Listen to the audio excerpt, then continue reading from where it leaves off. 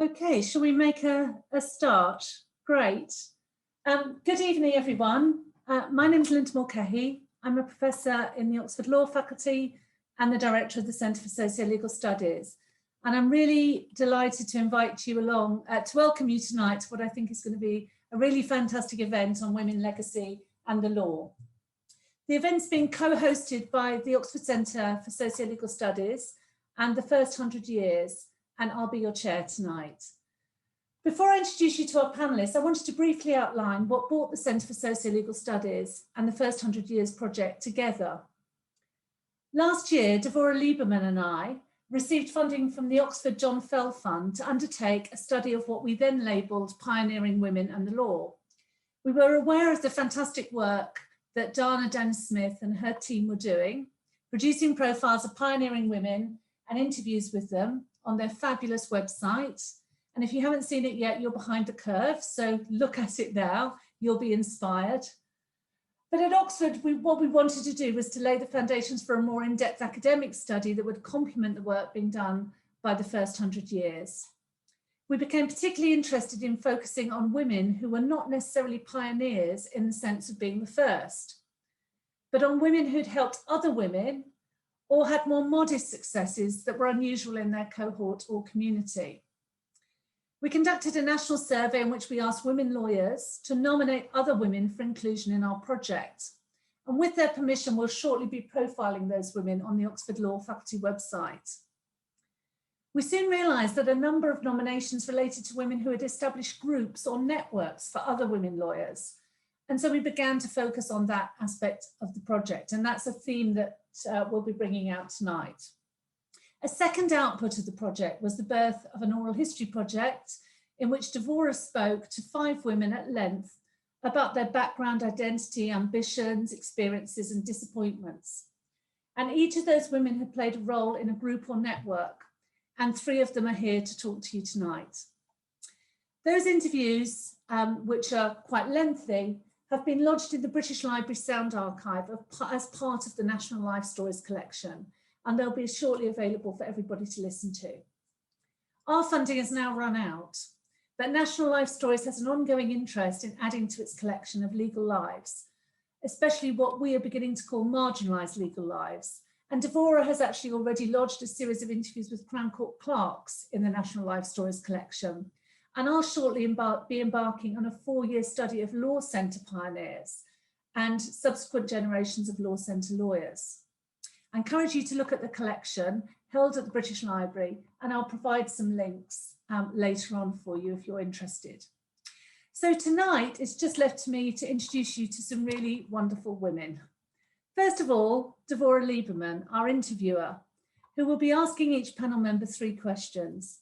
Devorah is an oral historian, storyteller and teacher, and has developed numerous oral history projects with government departments, charities and cultural institutions in the UK, India, Australia, Bosnia, Israel and Palestine.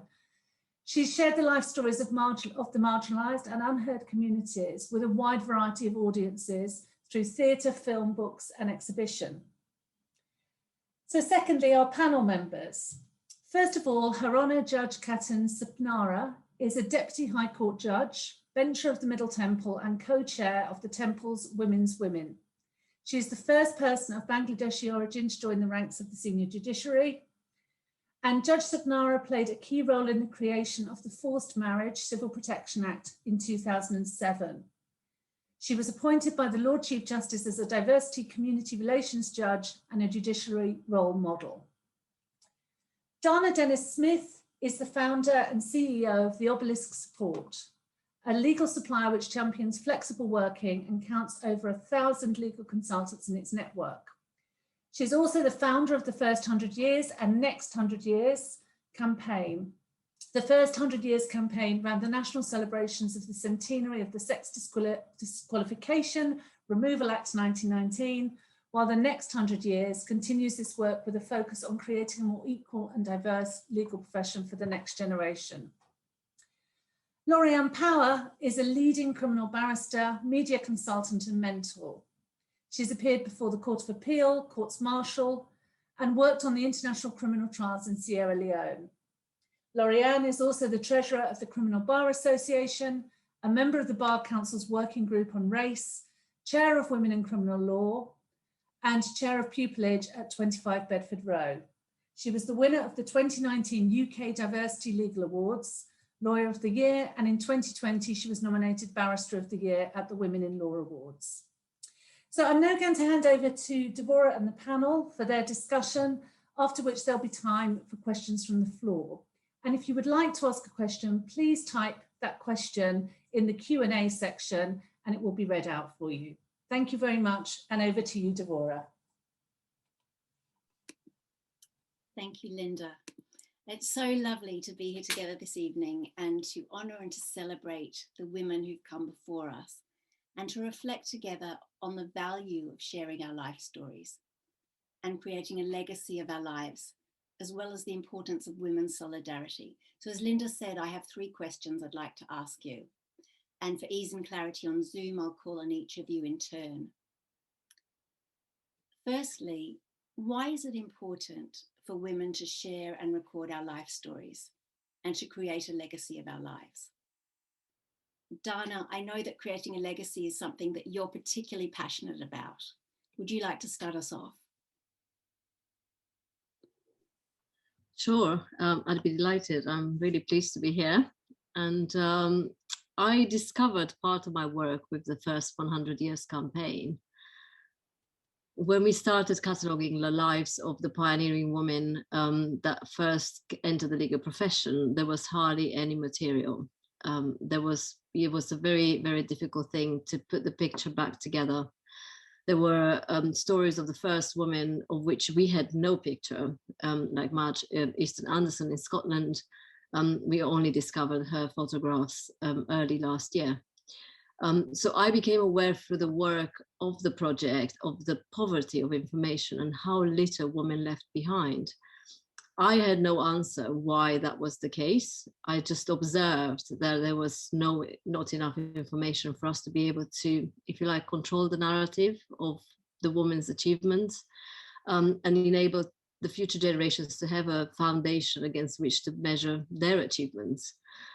So really, I became aware of legacy in this kind of woman space, part of my work and part of searching and trying to piece together what happened in 100 years. And really, probably the most documented life was Helena Normanton. It was, she had left her boxes and there were, obviously there was a book of her life, but generally speaking, it's been very difficult. And I wondered why, for example, one of the things that I read when I was reading about Rose Heilbronn was that she stopped diarizing her life and journaling when she had her child. So I did wonder whether there was a link between the time we had once we became mothers and, well, the lack of time rather, and whether women were ending up in this kind of trap of not being able to leave anything behind. Well, they were leaving very nicely, brought up children behind, but they were not sharing things about their thinking, and I then reflected on my own life, thinking, what has my mother taught me? What have I learned from her in terms of, intellectual debates, or what role did she play in my education? What kind of conversations we had? And I realized that a lot of them were linked to things and objects and handing things over as opposed to handing ideas over. And that's kind of how I became, first of all, aware of whether we were playing into a stereotype ourselves, because we were not making the conscious decision to say, what am I leaving behind? How do I document my life? How do I enable future generations to make sense of what I've done? So I became really quite obsessive, I guess, about collecting and finding all these stories and reflecting on why we had so little when there was clearly so much that had been achieved. And where was all this information? Can we bring it to life? Wonderful, thank you. Khatun.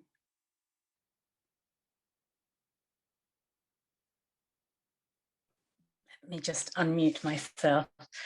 Yes, I think it's important from a feminist perspective for there to be a pool of information or evidence about our genetic footprint, if you like, in a profession that has historically been very male dominated and continues to be, certainly at the higher echelons.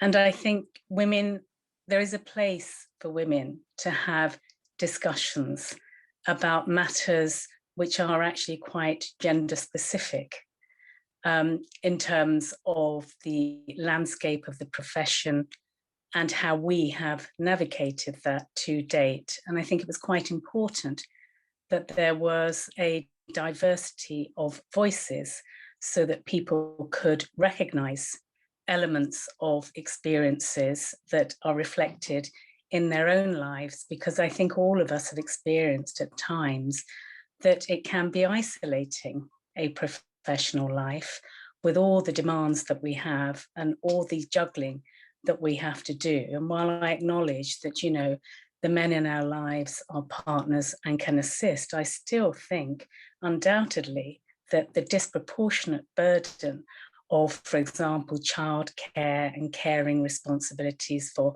other family members while continuing with your professional life are very important and very relevant. And as I say, disproportionately impact upon women. And I was struck by the conversations that I've been having in recent years. I do a lot of mentoring work. And when I speak to younger women in the profession, and particularly the bar, because that's my background, that it's the same issues that are still coming up 30 years on from when I came to the bar, with young women worried about what is going to happen to my practice if I go away and have a child. How will I come back and resume it? Will people forget me? How is that going to impact upon my career progression? So I think it has an immediate resonance, and I hope it assists people when they are going through challenges of their own, which we all have faced at various stages and will continue to face, and will provide, I think, also a reservoir, as I say, of that information for future generations to understand exactly what the struggles were. And we always say, don't we, that, you know, history is very helpful in understanding our futures and in making those essential changes, because my goodness, I think we can all agree that however far we have come, and we have come far, there have been progresses made, that there are still huge challenges and obstacles that are facing women in the profession. And so, you know, the opportunity to speak honestly and openly, supported and guided by a network of women, because I think we always tell our stories better to each other in that supportive environment. That, you know, my involvement in it all was really in part motivated by just wanting to try and make a difference and to hopefully sort of reassure those that are coming up behind me that, you know, they're not alone. That we've faced these challenges before, and here are some perhaps helpful ways in which you can navigate your own paths and your own successes. Fabulous. Thank you. And Laurie-Anne. Thank you, Devorah. I mean, just following on actually from what has just been said, there is an inherent danger in the single story. And we as women and girls are often told the narrative about who we should be and what we can be from one perspective. It's a cultural disease that we have had to suffer. And we actually now get the opportunity to realize that people make culture. Culture doesn't make people. And it's our responsibility to catalogue our journey, because visibility and representation is the most powerful force of change. And I know that because, like many other women who work within the legal profession, I give up time to try and mentor young women coming into the profession, and particularly young women who come from communities such as mine. And the first thing they say is that you are not what I You are not what I expect a barrister to be like. And so they only think that believe that and experience that because they are only exposed to the single story. This is our time to tell our stories, and our stories are empowering stories, no matter how difficult they might be. And so just by way of example, I was part of a mentoring program. A young group of young children was organised by the Recorder of London. A group of young children would come periodically every few months to the Old Bailey, and judge would sit there and I would explain what's going to happen if you carry on down this road and you're going to get in trouble. And it was boys and girls who hadn't quite got into trouble but were on the verge of it. And there was a young girl, she won't mind me saying this, she was an East African girl, and she was on the verge of really kind of falling into the wrong crowd, and the police were really worried about her. Anyway, I said, look, come to court with me. So we sat to court one day with the cell site evidence that we heard. So I said, let's go for a walk down to the High Court. And we walked into the Royal Courts of Justice, and silence. She was just blown away by the enormity of it. And I showed her the statue. She wasn't really that impressed, but we saw the first 100 years placards on the ground floor as you walk in. I didn't know it was going to be there. It was just sheer chance. And so we walked away, we walked there, and she stood there mesmerized for about 45 minutes reading, and just for the first time she had ever in her life, first of all, seen women who could be and were and had been over a number of years powerful women in law, but also she saw a handful of people who looked like her. And so it was such a powerful story, and that's she will now have to add on to the story, the single story that she'd been told. So it's our opportunity, it's our responsibility, it's our duty to inform people coming behind us, inform people all around us of our journey. And I think from that we learn that the women who we believe to be homemakers, mothers, chefs, babysitters, were not just that. They were entrepreneurs. They were responsible for the finances. They balanced 3, 4, 5 jobs at a time. That's where the story comes through. So I think it's really important to be honest about our journeys, to be open about our journeys, and then we will all benefit from the power of our collective experiences as women. Thank you so much. And Dinah, what a testament to your work that story was that Laurie-Anne shared. As Linda said, one of the main reasons that we wanted to interview all of you for this project is your active role in a women's network or campaign.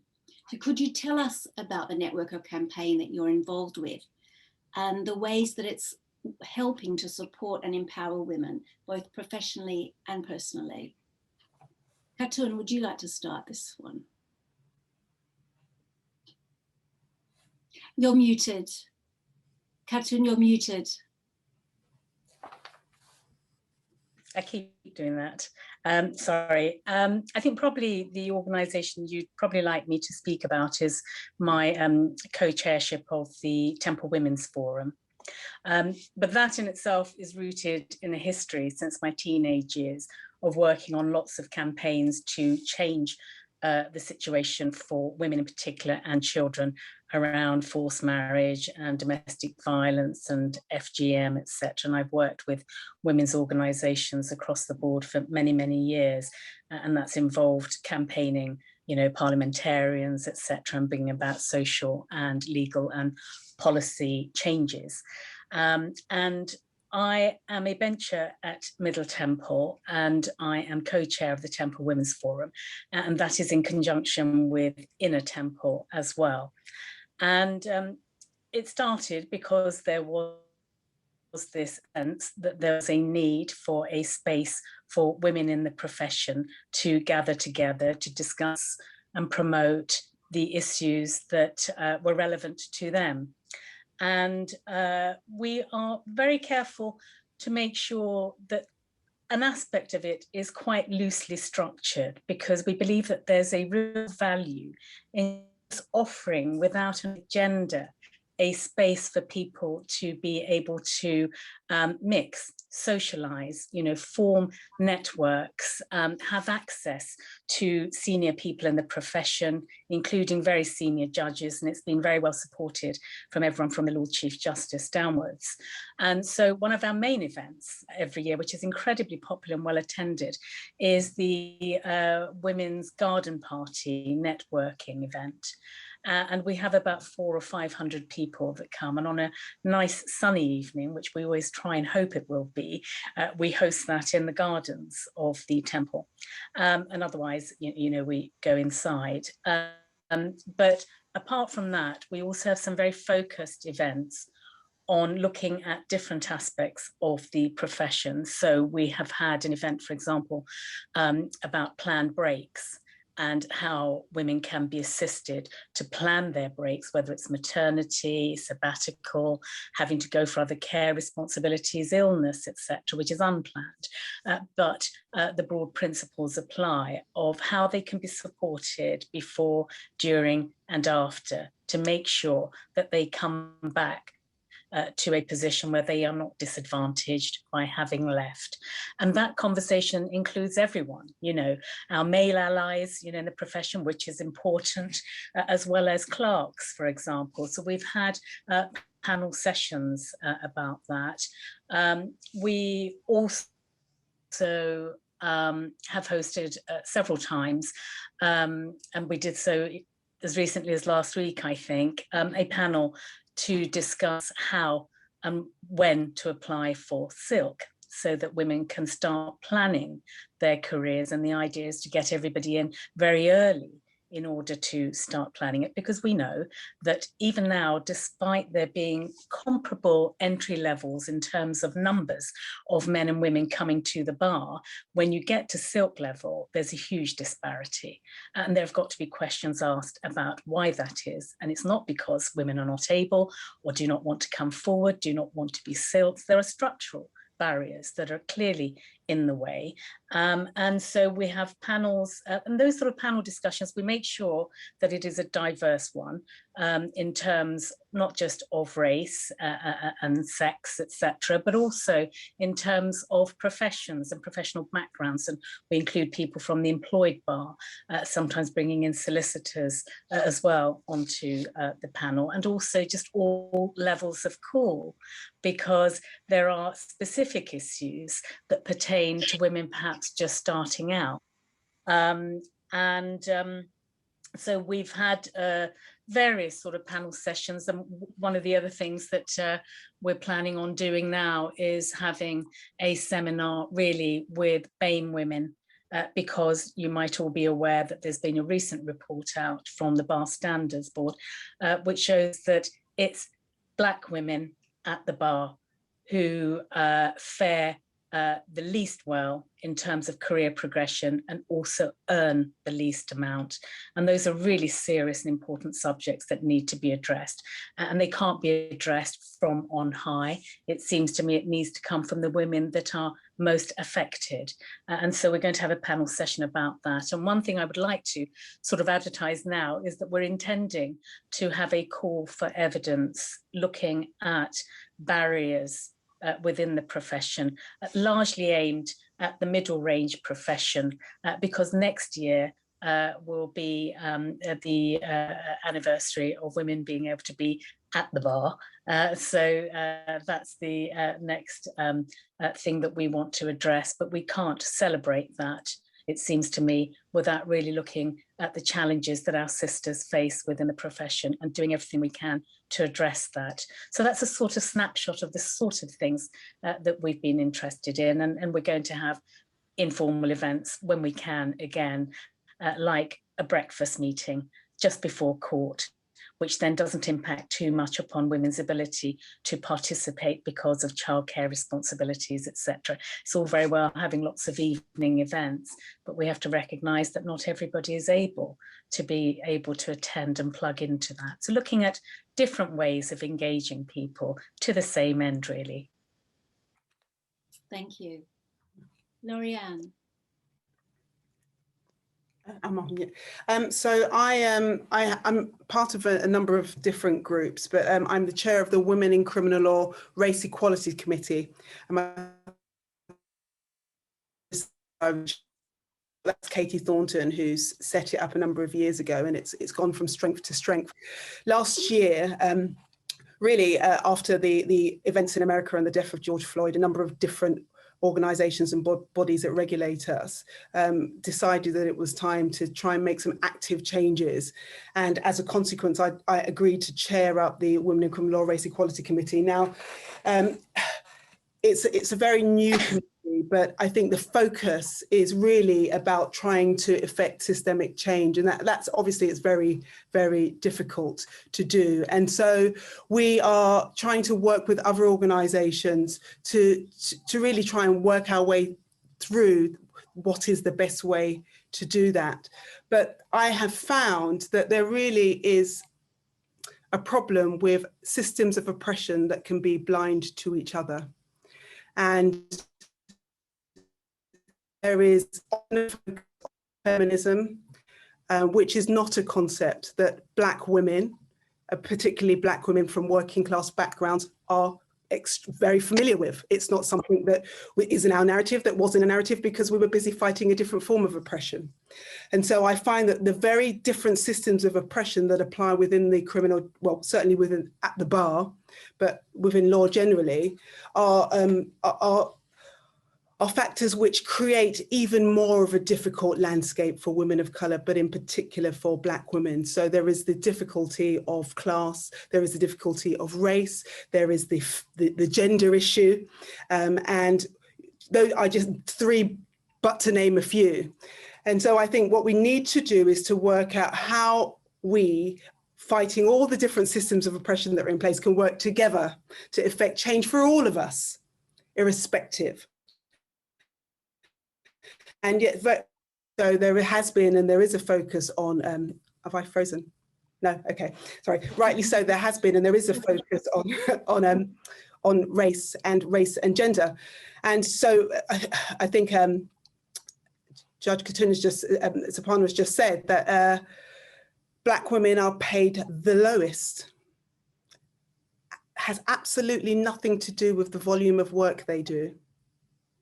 Absolutely. How can we justify and rationalize that? And the reality is the statistics have been published now, but the reality is that has always been the case. And there are so many different factors that access to work, fair access to work, Black women and women of colour being pigeonholed into the lowest form of paying work. Excuses being made about why it is that women of colour are not good for particular types of high pay. We need to change culture within the profession. And we do that by, in part, by the first question, Devorah, writing down our stories and our narratives and not being afraid to speak out about our experiences. And so what we have been doing, we've been getting together as a group and working out strategies about how it is that we can effectively change attitudes. One of the things that we collectively agreed upon was that visibility is important. People talk about Black women and women of colour in the profession, but the reality is no one knows who they are. There are a number, so everyone can name Dame Linda Dobbs, everyone can name Mr. Justice Chi McGrath, everyone can name Her Honour Judge Khatun Sapnara, you know, and that satisfies a lot of people in the overall perspective. Well, we have a number, we have a couple of silks, we have a couple of leading, we've got right, that's enough. And so visibility is important. So what we've started to do is we're working on a project at the moment. It's called Who's Who. It's funded by Kingsley Napley, who have very generously agreed to help us create a booklet, an online and a physical booklet, which is a very small photograph with a very small bio of who the women of colour in the profession are. That will go to schools, to colleges, to university, because if you're at a pupillage fair or if you're at an event, you pick up that book, you open it, and you have a book full of women of colour, the power that that has to make young people say, actually, this is not an all white, all male, all middle class profession. And that's really where we're at the moment. So that's our first project, as well as dealing with things like health issues, the impact that the coronavirus and COVID has had, particularly on families of colour. We know, as well as being the lowest paid, we have been the hardest hit by coronavirus. So there's so much do, and I could speak on it for hours, but that's really what our focus is on for the next year. Thank you very much. Donna. So I came to this whole space, I guess, from the diaspora, if I'm honest, not because I'm foreign born, but because I wasn't practicing anymore. I left soon after qualifying as a solicitor.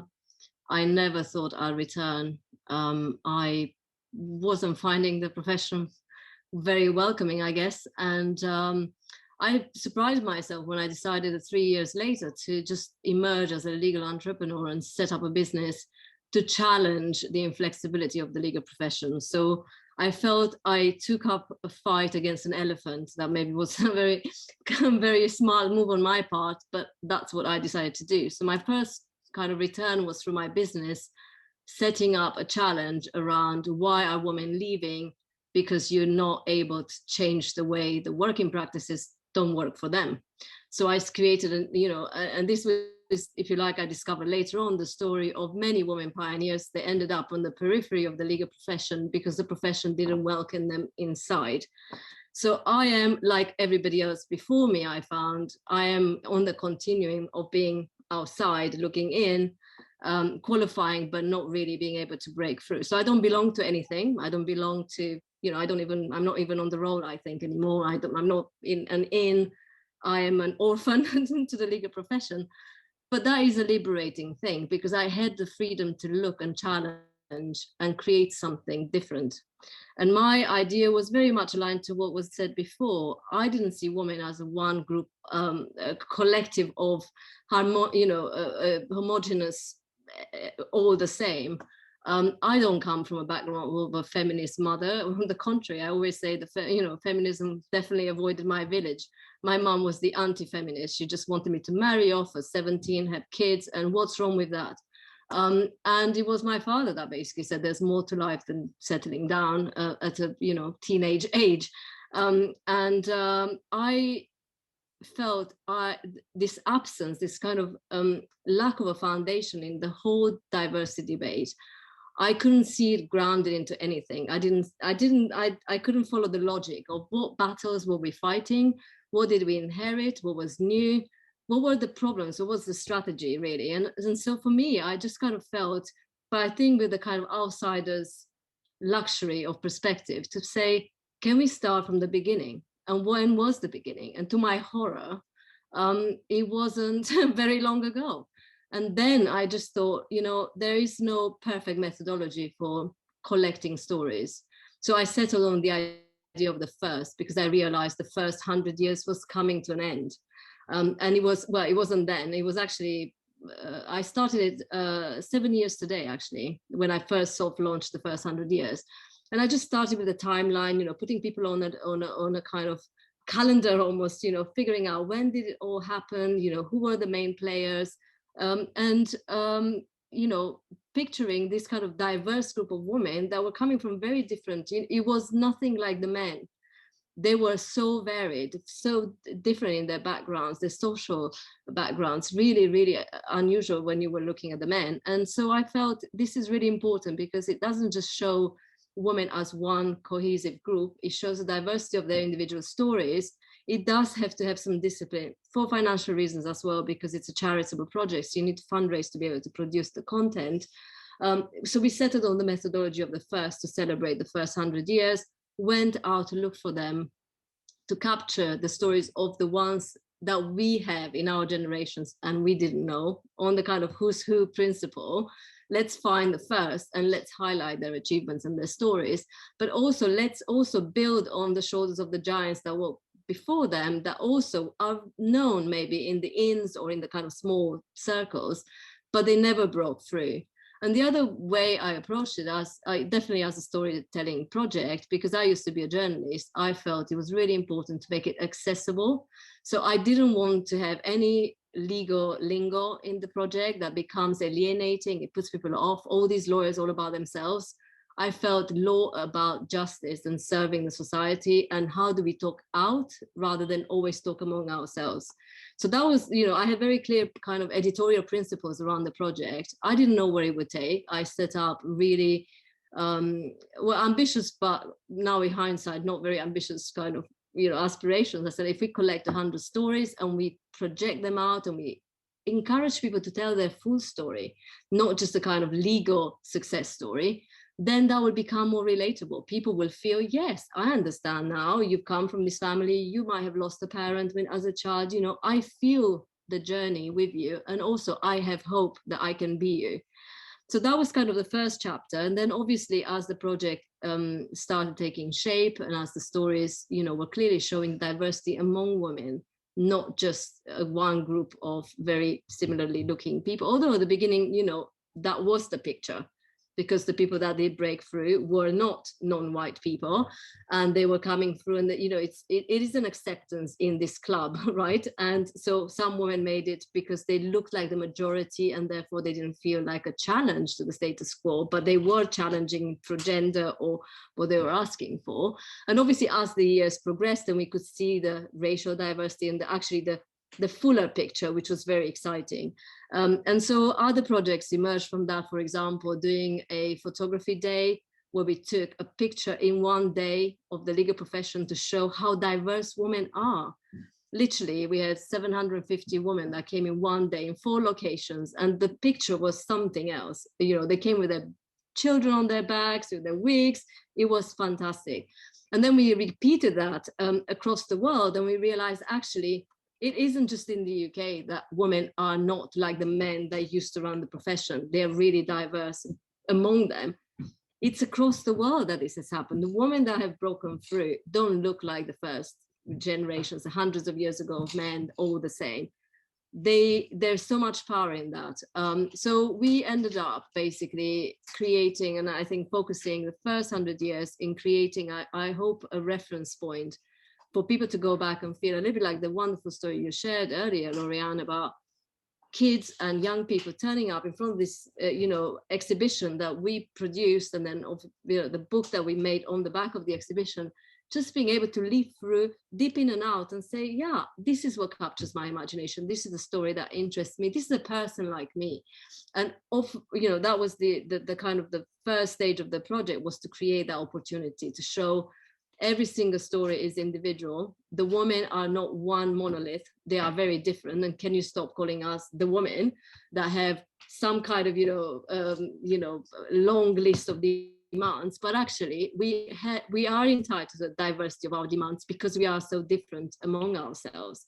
And it's time to address that difference, not just to kind of group us under one umbrella. And then, obviously, as the centenary ended, the Act of Parliament centenary, obviously we've got next year the anniversary of the first woman qualifying and practicing. We realized, what have we learned? What are the key themes emerging from what we've learned from the first 100 years, and what battles we will not fight anymore, because some of them are done. And it's important to educate around focusing on the things that are big coming ahead of us, rather than always repeating and recycling some of the old battles. So to me, it's equally important what we take with us, but also what we leave behind. So I always think that's part of the legacy. We've got to also say to our girls, certain things, let's think differently about them, but also these things are still here, present. And so part of our work now is absolutely visibility, but for me also voice, because the thing is, it's great to see the pictures of different people, different women, but I'm interested in their minds. And one of the things that we discovered, that very often women would end up push down conversations around being a woman in law rather than being a lawyer in law. And so I was much more interested in what is the mind of the woman, what are their ideas, what are their policies, what do they think beyond their gender or beyond their race or whatever, and how can we create a platform for that voice to be projected. And so we created a lecture series. We will be creating more videos around individual women from different types of backgrounds to speak about themselves, to speak about their leadership aspiration, because that's where the gap is very much visible. There's not enough women at the top, whether QCs, whether judges, whether at the top of the law firms. And how can we create this visibility, but also with the added voice that doesn't talk about women, it doesn't just talk about those aspects that are visible, but actually talks about how I want to change this profession to create a new landscape that is actually inclusive and welcoming, unlike the one that I left. So we're constantly thinking about what can we use as storytelling mechanisms, but also as triggers to really create that relatability, I guess, with the member, the generations coming through. But we always use very clear video formats or visuals, so we're quite keen on that kind of editorial approach. That's fantastic to hear all about your great work, all three of you. And now, thinking about all that you've experienced and learned during your career so far, what would you most like to pass on to younger women who are just starting out in their careers or aspiring to become lawyers? Laurie-Anne, you touched on this a little before. Would you like to start? Oh, what I would, just to give this context, that when I came to the bar, I left school, I fell pregnant. My daughter is now 26 years old. When I started at the bar, my first day as a pupil, I was a single mother with a young baby from a working class background. I had no money until Middle Temple gave me enough money to allow my career to continue. It was an absolutely petrifying place. I didn't know anyone, and I had no place. I didn't fit in, and I was made to feel as though I didn't fit in. So that's 21 years ago. What I very quickly learned was that I was already equipped with the skills to succeed. Everything that I had experienced from school to being a very young teenage mother, then being a very young teenage single mother, then living on my own and having to manage my own very, very small finance, having to work part-time and raise a child.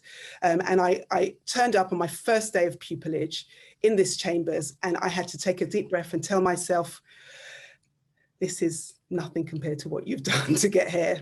So do not be afraid. Do not be afraid. And if you have any fear, allow that to be your driving force. Because if you already have the mindset to think, I want to do this, you can absolutely do that. Anyone that told me from the schools I went to, from college, from people in my own community, anyone I ever told that I wanted to be a barrister, either didn't know what a barrister was or did, or just laughed. And so if you have the determination to do it, it means you have the ability to do it, and just be great at it. You will have to work.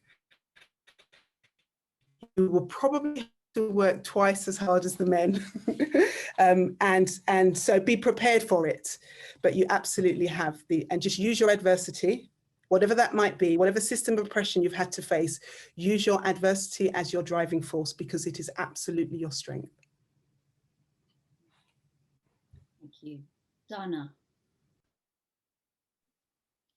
I am a great believer in freedom, and I'm quite obsessive about that. So I think keeping your options open is really important. You can really fixate on having one destination, and then you tie yourselves in knots about how you didn't reach it and how that's the end of it. As I never dreamt of being a lawyer because nobody in my family had anything to do with it, and I grew up in communism. So law and the state were a bad combination in my childhood. You did not want to be part of it.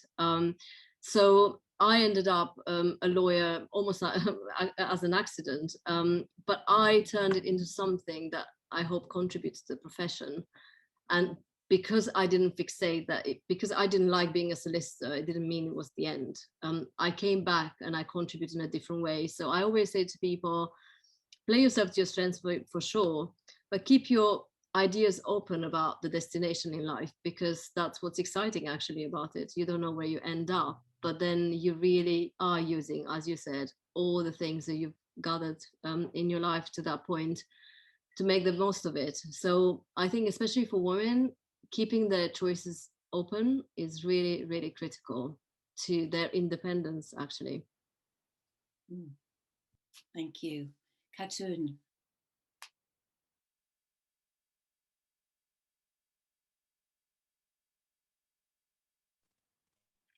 I think my message would be that all the experiences that you have, they make you stronger.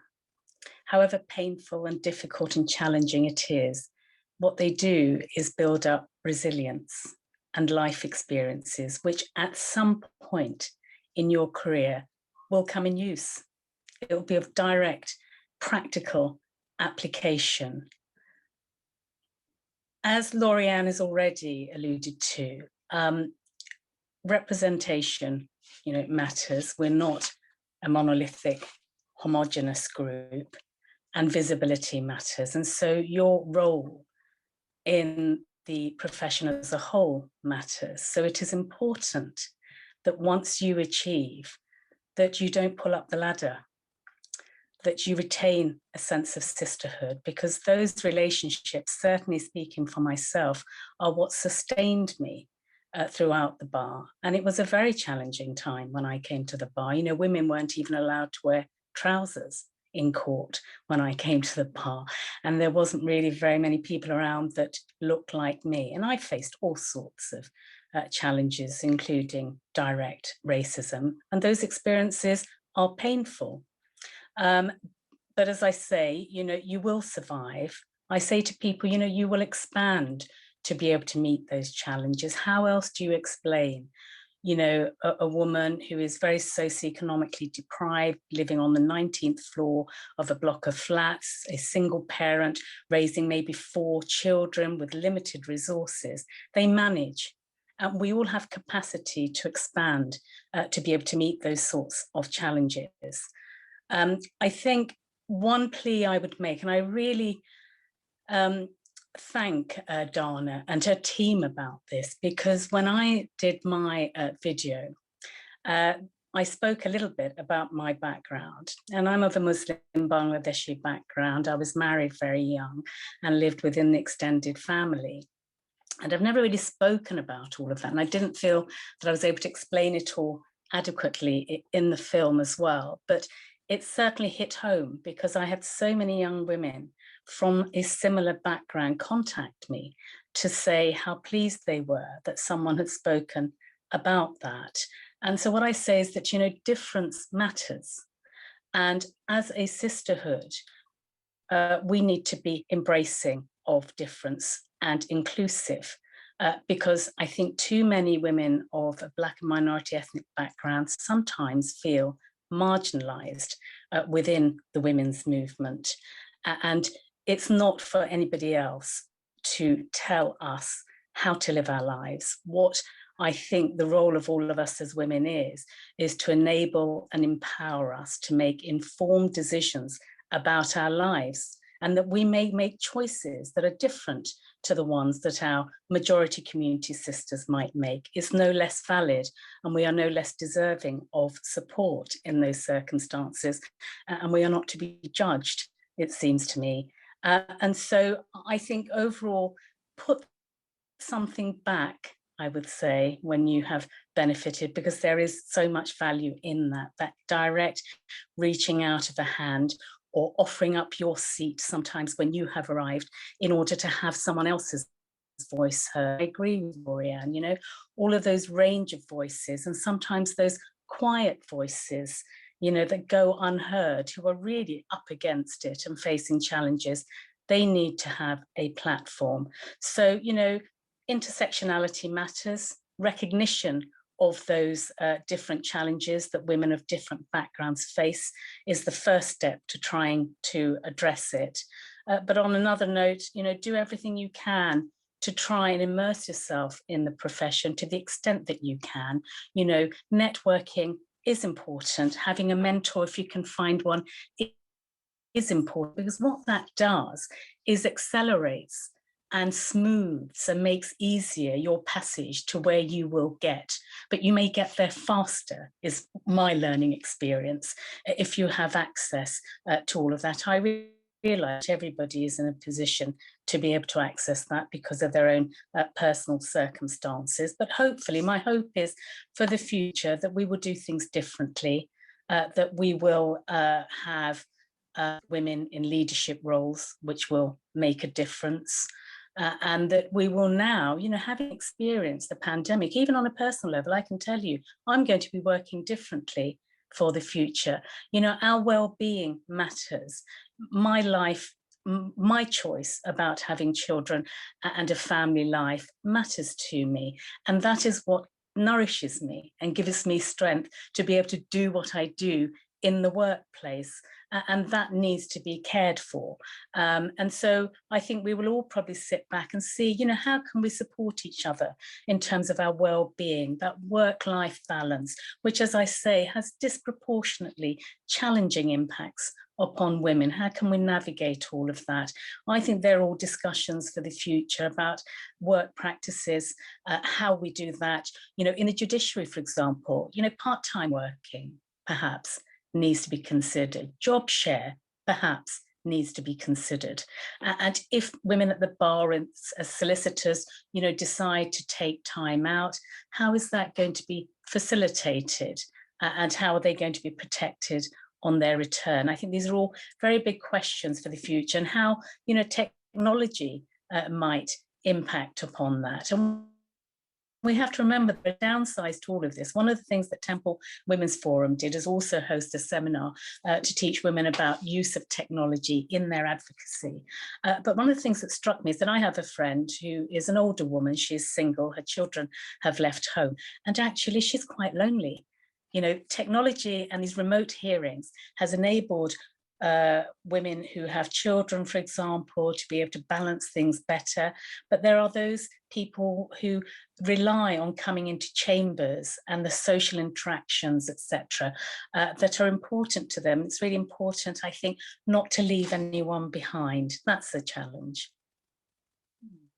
Thank you. And thank you all so much for your incredibly inspiring and insightful words and all your hard work and dedication. And it's been such a pleasure to be able to speak with you again, and this time in person, because when we did our interviews, it was just audio. So it's so lovely to see your faces. And Linda, would you like to open up our discussion now with questions from those who've joined us this evening? I will. Thanks so much, Devorah. And we've got several comments and questions in the question box. So I'm going to try and moderate them. So we've only got 15 minutes, and there are some big issues amongst the questions. So one of the first questions is from Serene, and she's asked, how can the gender pay gap be resolved, and how can we overcome this drastic challenge as women in law? Would anybody like to make a start on that one? Perhaps Laurie? I mean, the gender pay gap, first of all, I think is something we have to look at micro level, but also quite holistically. So fees are set. So, for example, criminal legal aid fees are set. It doesn't matter whether you're a man or you're a woman. There is a set fee for a case. You get paid the same daily rate. So the issue must not be the rate of pay. It must be about the allocation of work. And so we need to look back at things like clerking culture. We need to look at the institution of the clerking system. We need to look at if it's, I can only speak to the bar, I can't speak to the employed bar, I can speak to the independent bar. But if it's the case that women and women of colour are earning less than men for the same work, then it must be the kind of work that they are being given, because there are different rates of work for different rates of pay. So it's the responsibility of chambers individually, but the bar collectively, to address. Have I frozen? No. You're okay. No. Okay, sorry. It's to address this issue. There needs to be an inquiry, the gender pay gap issue isn't something that we can fix by saying, well, can I have a fraud? And instead of me having a fraud, can, you know, senior man who normally earns, you know, twice as much as I do my domestic violence work? It's not going to work like that, because people are used to a certain type of work and a certain type of income. So there needs to be, I think, government-led inquiry as to why it is that after so many years where there is a level playing field in terms of the remuneration for a particular type of work, that it is that women still fare less and that women of colour fare worse than everyone else. So unfortunately, the gender pay gap is an issue that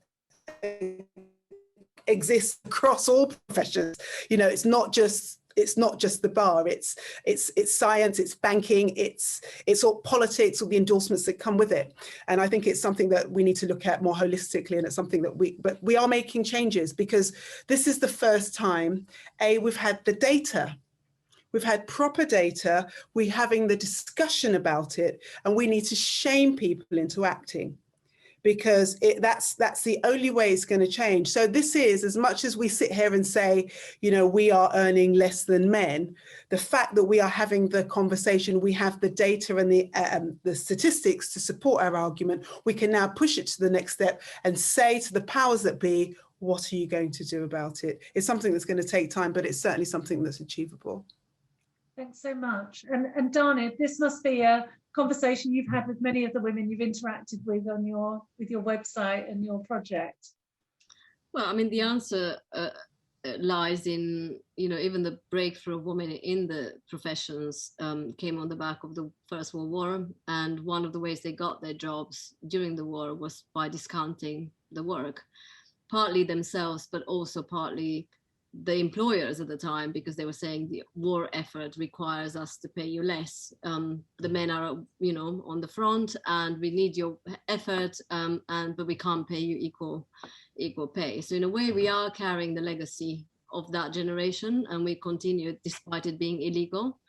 I think at the bar, for sure, the work allocation is the answer, and, you know, using technology to produce that outcome, it can be helpful.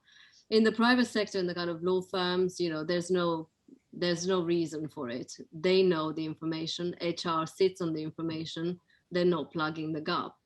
I mean, even when I was in practice, you know, even if it's not, you know, a trainee level, for example, you get paid the same irrespective of gender, but the differential comes when you get your bonus. So, you know, the boys were always getting more than the girls. So we know that because somebody's signing off, you know, those bank transfers. They're not happening by magic. I wish somebody just magically transferred lots of money into my account, but it never happens. It always seems to tally with whatever the employer is willing to pay. Therefore, they know they're underpaying the woman, and they're choosing not to plug the gap. So they need to be compelled to plug the gap. How you can do that when you have a private sector and you've got a democracy, it's where the complicating factors arise. But good business should be paying. I don't have any gender pay gap in my business. How can I do it? I do it because I care not to allow it to happen. You can always justify why you want somebody that can do more for less. But you have to be fair to the people you work with and the people you employ, and therefore you need to pay them their worth. And I think every company, if they want to be a good business and they stand for all these sustainability goals and everything, they should just look at their HR stats and do the right thing. But it will cost them. Khatun, do you have anything to add to that? You're muted just at the moment. You're muted. I think what I need to add is that, you know, when we're having these discussions, I echo what's been said and emphasize that what is really important is that we do have an evidence base and some empirical data, because that's the best weapon in negotiations and discussions. We already have a legal framework and structure for equal pay. So there's no debate to be had here. But with that evidence base, it's an easier sell in terms of the discussions and what we want to come to the table with in terms of demands. You know, it's really also having to look at quantitative data, but also qualitative data. You know, about what are the attitudinal or prevailing cultural forces that mean that this is the end product, that Black women at the bar now are earning less than anybody else. And I notice actually on the figures and the stats that I've seen so far in family law, it's surprising because in children act work, which you see a lot of women are engaged in, it's still the men that earn more than them in that field. Although on the other hand, it seems that in other work, and I take that to be private family law and perhaps financial remedy cases, that the women are earning more. And so it seems to me that what we also have to factor in leading up to this is the financial burden of reading for the law. You know, we don't have grants, etc. anymore. And there are, and I worry, and I think we're already seeing signs that it's then going to become the preserve of those who can afford it again to come to the law. And that will be such a retrograde step. And I think we've got to look at ways of seeing how we can address that, because the costs are exorbitant and you carry that burden with you. So if then you have someone that is already socially disempowered, got those financial burdens and debts, and then is not earning enough as well at the bar, it compounds all of those difficulties. And no wonder then you look at dropout rates and retention problems. So these are all systematic issues that have to be looked at in the round, I think, and addressed in a sort of multifactorial, with a multifactorial approach. Thank you so much. I'm going to do something slightly different now and offer you up 2 questions, just because we've got a limited amount of time and I want to give the audience as much voice as I can. So I'm going to pose 2 questions and you can choose which one you want to answer. Okay, so the first question is about the SQE qualifying system, the solicitor's qualifying exam. And Rebecca has, an anonymous attendee, has said, will this affect diversity and the ability of women to succeed in the profession? So the impact of the SQE and the debate around that. And the second question is, we've been asked by a couple of people actually, whether they have any advice for older women entering into the profession after a career change. So I'm going to let you choose which one you'd like to answer. And Dana, could I start with you? On the SQE, I guess it's looking expensive. So although it was built as an opportunity to come in through, more cheaply, it doesn't look so. But the advantage is that you can work whilst you study and take your exam. So I think I came to law, studying part-time in the evenings and working during the day. So in that sense, this kind of route, probably I would have taken it if I wanted to, pursue it and I couldn't get a training contract. So I think it does still open up opportunities to work and qualify alongside it, which is a good thing. There's more flexibility in how you can do it for different organizations, but it is expensive, on the label, the price is high. And so I'm not sure, we'll have to wait. I've definitely taken a couple of people in my business that I plan, they're working in the business at the moment and they're looking to qualify for this route. So, that's really exciting for my business that we're able to produce, new lawyers in a few years' time. And hopefully that helps them fund as well their education and the exams.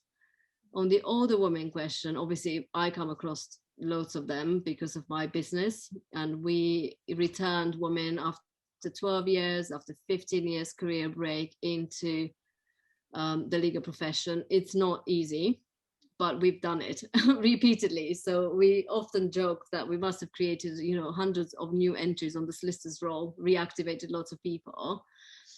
We are there to champion all the backlash around, too much experience, too little this, too little that. And we're there, we use our kind of advocacy, if you like, as a business to push back and say, just give this person the opportunity. You will see how much they bring. But I cannot say it's not hard. It's been my life's work for 10 years in the business, pushing back on people trying to persuade me that that's not a possibility.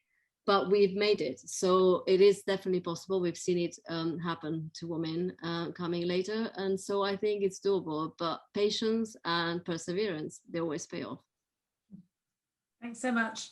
Laurie-Anne, up to you to whether you answer one or other of the questions, or you're an ambitious woman like Dana and you attempt both. I'm going to attempt one because I do tend to go on, so I'll be quick.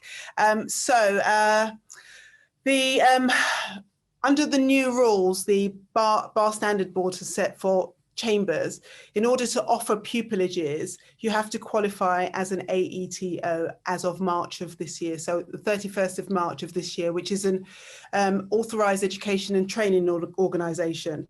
And there are really 4 criteria that Chambers has to demonstrate. It's a long form, it's a very laborious process, but Chambers will now have to demonstrate their commitment to accessibility, flexibility, affordability, and high standards.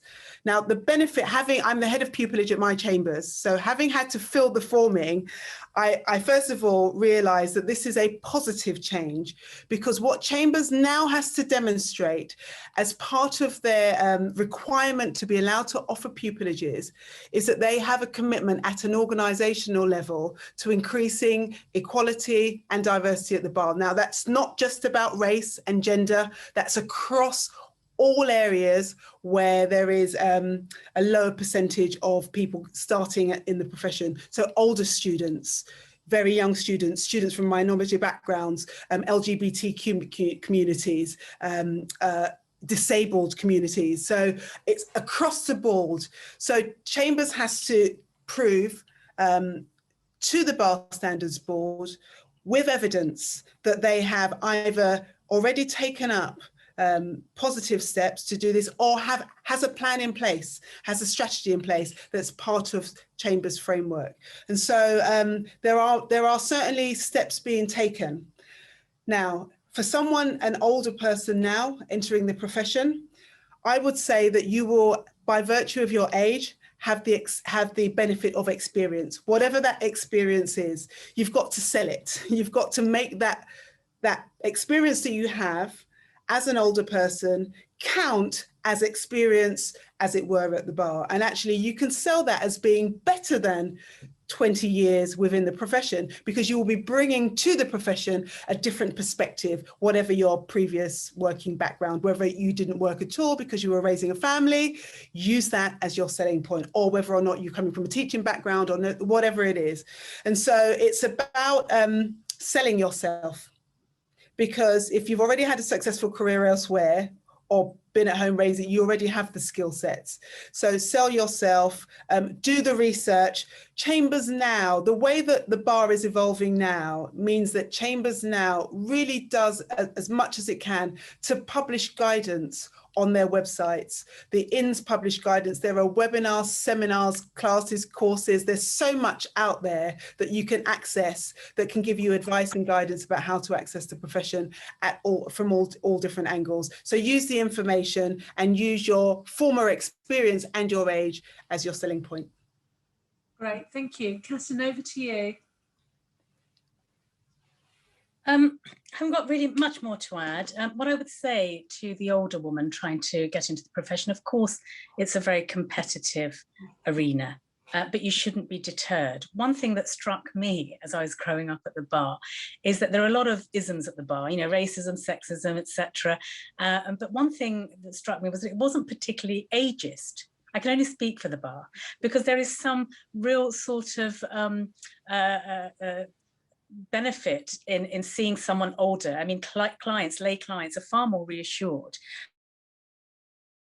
seeing someone that is more mature rather than a young whippersnapper like me back in the day. So that should give you confidence. It's a very long time ago. As